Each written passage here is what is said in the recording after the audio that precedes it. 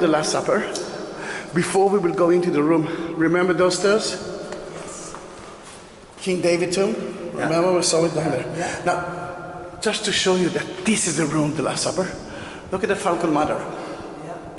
She's feeding her own chicks. Again, for me, animal, it's a he or she. I cannot see it as it. Then she's feeding her own chicks for her own flesh, because she wants them to survive. This is the story of Jesus. Eat that bread. This is my body.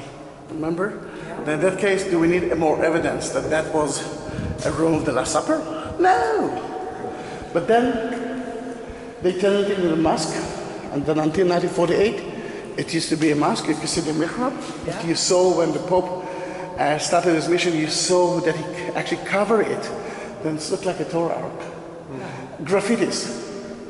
Allah from the time of the mosque, but where it is? 12th century Crusader graffiti.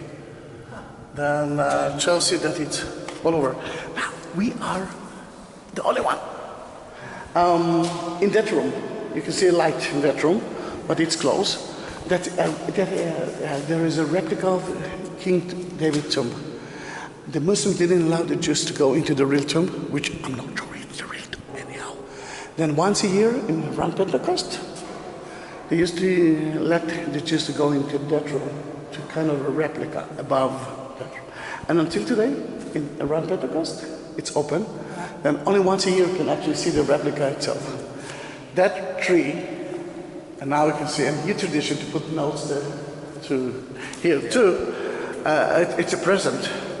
But it's one of the letters of St. Paul. When St. Paul came to Europe, he saw so many communities, and some of the communities started to hate the Jews. Then he told them, you're only the fresh branches. The Judaism is actually the trunk. It is the base. If you will cut it, you will die too. What you need now is that olive tree is a very magical tree. If you cut the olive tree, it will always grow again. But still, it's a symbol. Yes. Then again, this is the first time that that room is so empty. It's so good for you, it's so bad for me. And also not a lot of tourists. The room is almost Gothic style. 12th century, Crusader time. Beautiful, isn't it?